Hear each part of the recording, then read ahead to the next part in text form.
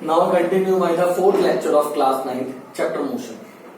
देखिए आज हम कंटिन्यू करना चाहेंगे equation of motion by the graphical method, यानी हम ग्राफिकल मेथड की हेल्प से इक्वेशन ऑफ मोशन को प्रूफ कैसे करते हैं। इक्वेशन ऑफ मोशन कहां से आएंगे? इक्वेशन ऑफ मोशन क्या था जो हमने अभी तक पढ़ा हुआ है, जैसे हमने पढ़ा डिस्टेंस, डिस्प्लेसमेंट, वेलोसिटी, एक्सेलरेशन, ये सारी चीजें एक फॉर्म में कलेक्ट करके न्यूटन, हमारे यहाँ एक साइंटिस्ट हुए जिन्होंने इसको एक फॉर्मेशन दी, और न्यूटन ने इन जो चीजों को हमने पढ़ा है डिस्टेंस, वेलोसिटी, एक्सेलरेशन, इन सब चीजों को कंबाइंड करके कुछ फॉर्मूले बनाए, कुछ मतलब 3 फॉर्मूले। और ये 3 फॉर्मूले उसने एक ग्राफिकल मेथड से, क्योंकि हमने अभी तक इससे पहले वाली क्लास में लेक्चर नंबर 3 में हमने पढ़ा था कि हम ग्राफ्स कैसे बनाते हैं, वो सारे ग्राफ्स को स्टडी किया न्यूटन ने, और उन्हें स्टडी करने के बाद उसने इन्हीं ग्राफ्स की स्टडी से 3 इक्वेशन बनाई, जिनको उसने 3 इक्वेशंस ऑफ मोशन यानी इक्वेशन ऑफ मोशन कहा। तो इसलिए इस टॉपिक का नाम है equation of motion by the graphical method. ये 3 इक्वेशंस है मोशन में। सबसे पहली इक्वेशन है v is equal to U plus T, first equation, जिसमें v फाइनल वेलोसिटी है, u इनिशियल वेलोसिटी है, a एक्सीलरेशन है और t यहाँ पर टाइम है। अब इनको प्रूफ करना चाहेंगे। सो ग्राफिकल डेरिवेशन, अगर आपसे एग्जाम में पूछता है कि give the graphical derivation of first equation, तो आप इसे प्रूफ करके आएंगे। अगर आपसे पूछता है graphical derivation of second equation, तो ये सेकंड इसके बाद आएगी, फर्स्ट, सेकंड और थर्ड, तीनों अलग अलग नाम से पूछी हुई है, तो इसलिए आपको क्वेश्चन याद नहीं किया। सेकंड थिंग, हमारे यहाँ पर न्यूमेरिकल्स जो है एनसीईआरटी के, वो इसी पर बेस्ड है, तो अगर हम ये 3 क्वेश्चन याद कर लेते तो इसके न्यूमेरिकल्स हमें करने में इजी रहेगा। आइए ग्राफिकल डेरिवेशन और प्रूफ स्टार्ट करते हैं। फर्स्ट क्वेश्चन पे आते हैं। सबसे पहले मैं ग्राफ कंसिडर करना चाहूंगा जो न्यूटन ने कंसिडर किया। जिस तरीके से न्यूटन ने कहा कि मैंने एक वेलोसिटी टाइम ग्राफ कंसिडर किया, जिसमें टाइम 0 से स्टार्ट हुआ है। टाइम जब 0 था तब एक पार्टिकल u वेलोसिटी पे है, पॉइंट ए पर मैंने रिप्रेजेंट करा इसे ग्राफ पे, और कुछ टाइम t होने के बाद, यानी जब टाइम t हो जाता है सेकंड टाइम, तो ये पॉइंट बी पर पहुंच जाता है, पॉइंट ए से ट्रेवल करता हुआ पॉइंट बी, यानी कि यूनिफॉर्म ग्राफ है एक तरीके से। तो जब हमने यूनिफॉर्म मोशन में हमने कंसिडर किया कि स्ट्रेट लाइन, तो इसका मतलब एक यूनिफॉर्म ग्राफ है। लेकिन बस फर्क क्या है कि यहाँ पर ये स्टार्ट फ्रॉम रेस्ट नहीं, रेस्ट से स्टार्ट नहीं हुआ, यू से स्टार्ट हुआ, यानी टाइम 0 पर उसकी एक वेलोसिटी है जिससे हमने यू माना, और इसके बाद में पॉइंट बी पर वो वी वेलोसिटी उसकी यहाँ हो जाती है। अब इस ग्राफ को ड्रॉ करने के बाद हमने क्या किया, थोड़ा सा किया कि इसको डॉटेड से दिखाया गया कि व्यू पॉइंट है, इसको डॉटेड से नीचे दिखा दिया कि टी टाइम है। इसको जितनी लाइन बनी है इस पॉइंट से हमने एक पैरेलल लाइन डाल दी, ताकि यहाँ पर एक रेक्टेंगल सा बन जाए एक तरीके से। अब इन सब पॉइंट्स के नाम डाले, point D initial velocity u, C point for time t, initial velocity u दिखा दिया पॉइंट ए पर, और इसके बाद वेलोसिटी v यहाँ पर कंसीडर किया। ठीक है, ये पूरी v है तो ये भी v हो जाएगी पूरी, ये u है तो ये v, क्योंकि रेक्टेंगल के अपोजिट साइड इक्वल होकर में पड़ा हुआ है। इसके बाद जितनी डिस्टेंस ये हो डिस्टेंस ही हो जाएगी, क्योंकि ये पूरे रेक्टेंगल जैसे बनता है, और रेक्टेंगल में ये वाली साइड और ये वाली साइड पैरेलल होती है और इक्वल होती है। तो ये वाली साइड ये पूरी v है तो ये भी v हो गई, ये वाली u है तो ये वाली v हो जाएगी। अब इसके बाद अगर ये पूरी वैल्यू v है और ये वाली पूरी वैल्यू u है, तो ये वाली वैल्यू क्या आ जाएगी, v माइनस, ये हमने यहाँ पर कंसिडर किया। अब चलते जरा इसी ग्राफ को जो मैंने आपको समझाया, इसी को हमने 2-3 लैंग्वेज लिखी है।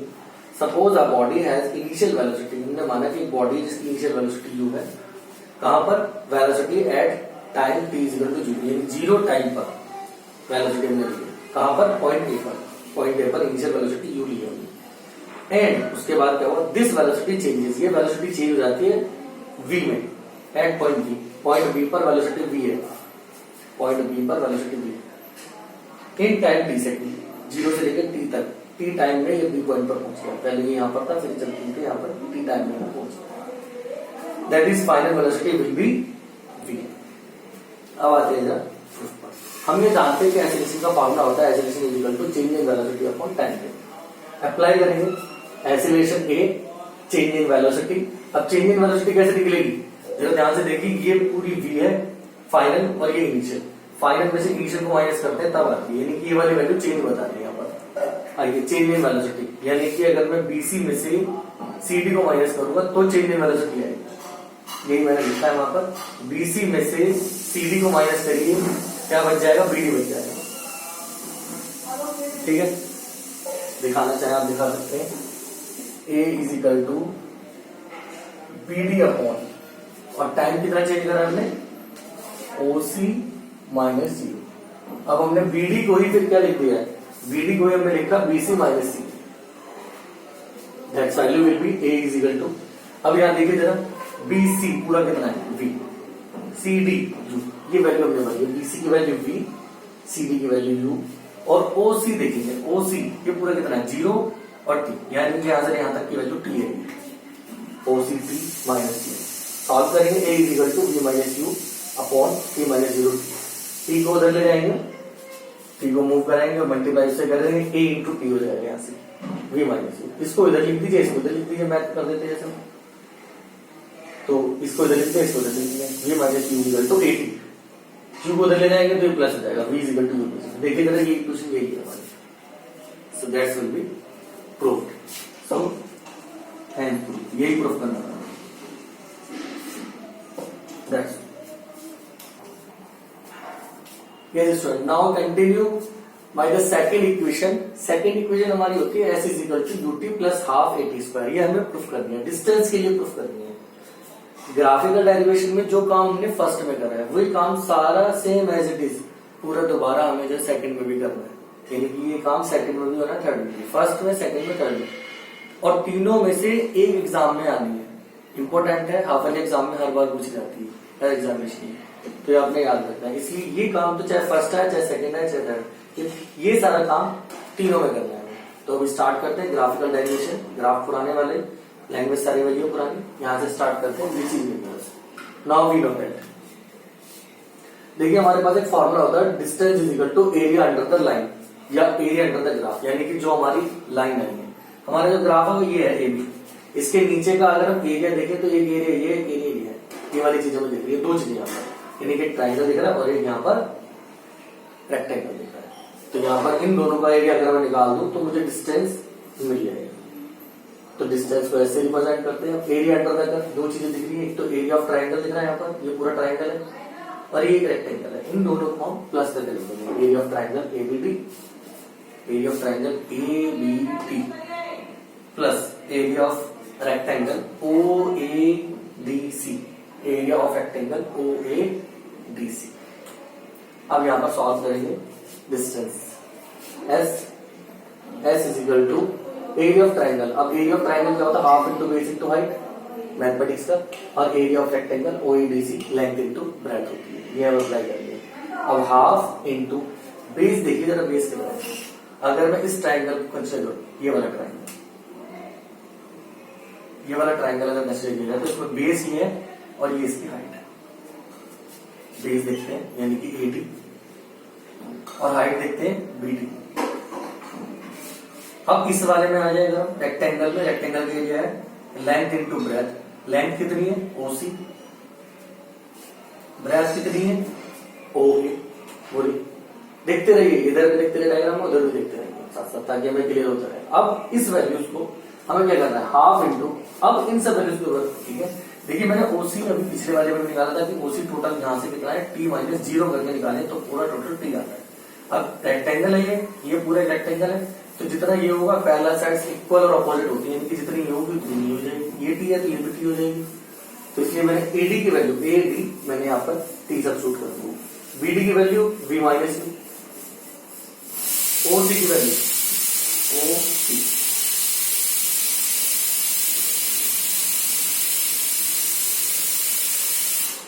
OC की वैल्यू रखने देगा OC is equal to T minus 0,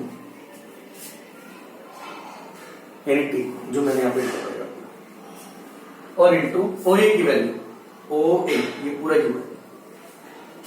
solve करेंगे, half into UT, half T यहाँ पे आ गया, V माइनस U UT आ गया, इसको शुरू में लिख देते हैं, इसको बाद में लिख देते हैं बस।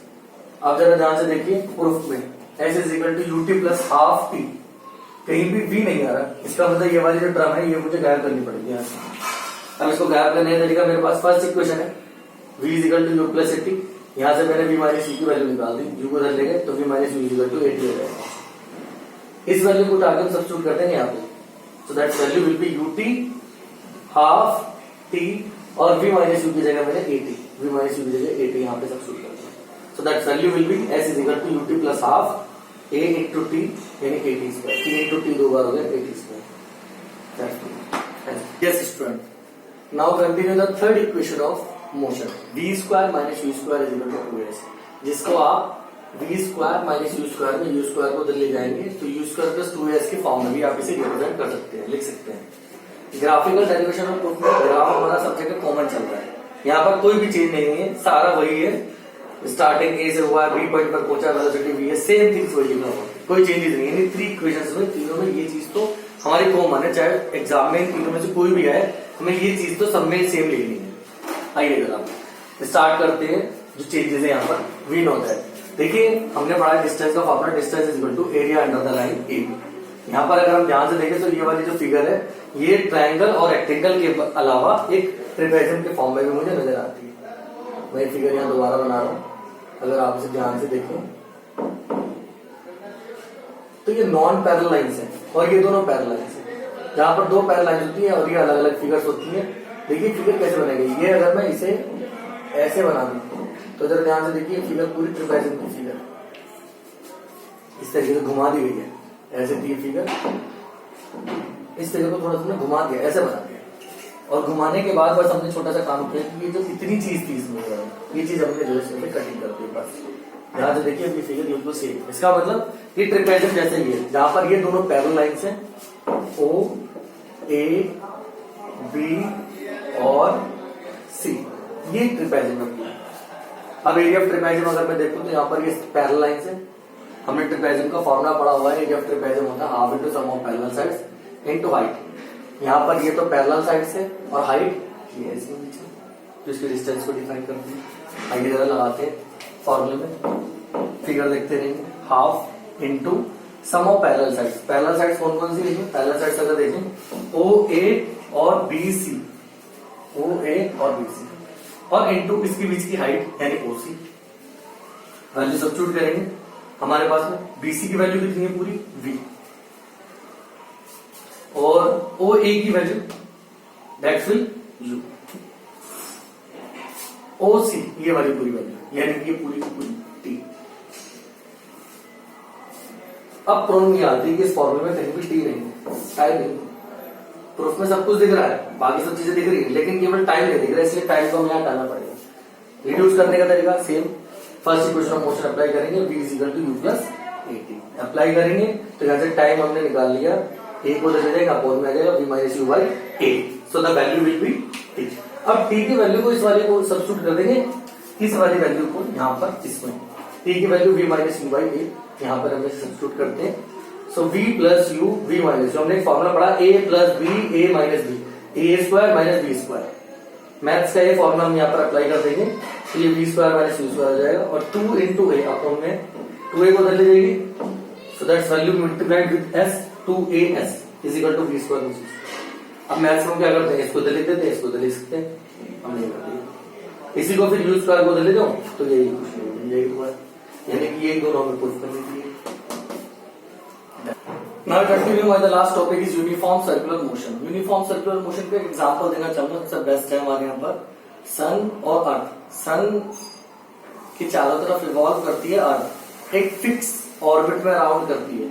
अगर मैं यहाँ पर ये लूं कि यहाँ पर फॉर एग्जांपल इस ओ पॉइंट पर अगर मैं सन को लूं और यहाँ पर इस वाले पॉइंट ए पर अगर मैं अर्थ को मान लूं तो ये रिवॉल्विंग है इस तरीके से, तो यानी कि सन के चारों तरफ ओ यहाँ पर सन है और ए तरीके से अर्थ है, तो चारों तरफ रिवॉल्व कर रही है। अब ये कंटिन्यूअसली v वेलोसिटी चलती है, ऐसा तो नहीं अर्थ की वेलोसिटी कभी तेज हो जाती है कभी नहीं होती, ऐसा तो कहीं नहीं होता ना, कंटिन्यू रहते हैं, फिक्स रहते हैं, लेकिन बस फर्क क्या है कि टेंजेंशियल पार्ट पर चलती है। अगर मैं इस पार्ट को देखूं तो ये 90 डिग्री है, टेंजेंशियल पार्ट पर चल रही है, ठीक है।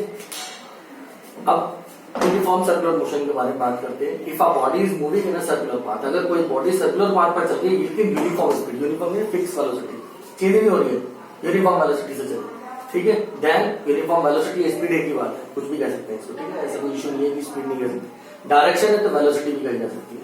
Then it is said to be executive. तब मैं कह सकता हूँ कि वो एक यूनिफॉर्म सर्कुलर मोशन एग्जीक्यूट कर रहा है, यानी कि परफॉर्म कर रहा है, एक यूनिफॉर्म सर्कुलर मोशन की तरह काम कर रहा है। इस तरीके के मोशन के बारे में कुछ डिस्कशन है यहाँ पर। ये क्वेश्चन आया हुआ है कि प्रूफ कीजिए कि यूनिफॉर्म सर्कुलर मोशन एक एसिलेटेड मोशन है, यानी एसिलेट कर रहा है वास्तव में, ठीक है। और क्वेश्चन नंबर 9 हमारे यहाँ पर एक्सरसाइज में दिया हुआ है, उसमें पूछा हुआ है सेकंड पार्ट में कि एक ऐसा एग्जांपल दीजिए जहां पर यूनिफॉर्म स्पीड है और पार्टिकल एसिलेट हो रहा है। तो उसमें इसका एग्जांपल हम आराम से दे सकते हैं, uniform circular motion whenever we consider a sun around the earth, whenever we consider earth around the sun is an example of unicircular motion. In such a motion, इस तरीके के मोशन में स्पीड जो होती है वो सेम रहती है मोशन में, लेकिन वेलोसिटी टेंजेंशियल पाथ पर चलती है और हर पार्ट पर different each and every part पर हर बार पाथ को चेंज करते हुए इधर जा रही है, इधर जा रही है, इधर जा रही है, हर बार पाथ को अपने डायरेक्शन को चेंज करने की कोशिश कर रही है, लेकिन ईच एंड एवरी पॉइंट पर अपने मोशन को पार्ट को चेंज कर रही है। इस तरीके की यूनिफॉर्म सर्कुलर मोशन को ही हम कह सकते हैं कि वो एसिलेट भी कर रही है। एसिलेट कब होगी? वो चलती रहेगी, बट कंटिन्यूअसली अपनी पाथ को चेंज कर रही है, कंटिन्यूअसली अपना पाथ चेंज कर रही है यहाँ पर। तो इसका मतलब ये एसिलेटेड मोशन भी है। अब इसी से रिलेटेड एक यूनिफॉर्म सर्कुलर मोशन का हमारे यहाँ पर एक्सरसाइज में क्वेश्चन नंबर 10 दिया हुआ है, उसे मैं आपको डिस्कस करना चाहूंगा। एक आर्टिफिशियल सैटेलाइट से जो मूव कर रहा है सर्कुलर ऑर्बिट में, ये रही हमारी अर्थ, इसके चारों तरफ एक सैटेलाइट घूम रहा है, रिवॉल्व कर रहा है। अब इसकी रेडियस है यहाँ पर, ये आर दी हुई है, मैं निकालना चाहता हूं। इसने कहा है कैलकुलेट इट्स स्पीड, स्पीड निकालिए। अब फॉर्मूला होता है speed is equal to distance upon time. Distance पूरे सर्कुलर पाथ अगर मैं लूं तो 2/r इसने परफॉर्म किया, कैपिटल आर ले लीजिए, और upon time total capital T. देखना चाहेंगे आर कितना, आर दिया हुआ इसमें 42250 किलोमीटर। इसको मीटर में कंसीडर करेंगे, इतने मीटर यानी 1000, 1 किलोमीटर में 1000 मीटर होते हैं, 1000 से मल्टीप्लाई करेंगे so that's value will be इतने meter and the time is given 24 hour में परफॉर्म कर रहा है। पूरा सैटेलाइट जो चक्कर लगा रहा है वो 24 आवर्स में लगा रहा है। तो 24 आवर्स को सेकंड में बदलेंगे, 60 into 60 की मल्टीप्लाई। आइए जरा इतने वैल्यू रखते हैं आप 42250 अपॉन 24 into 60 into 60। जीरो से सब कैंसिल आउट हो जाएंगे यहाँ पर 2, और ये आ गया 4225 और 00 अपॉन 24 60 से 36। सॉल्व करेंगे इसको, सॉल्व करने के बाद हमारी जो वैल्यू आएगी ये आएगी 3070 9.9 इतने मीटर पर सेकंड। अब सैटेलाइट की जो वैल्यू दी हुई किलोमीटर में दी हुई है, इसका मतलब लॉन्ग डिस्टेंस है, तो हम इसे किलोमीटर में बदलेंगे, 1000 से डिवाइड करके, और ये वैल्यू आएगी 3.07 इतने किलोमीटर पर सेकंड। दैट्स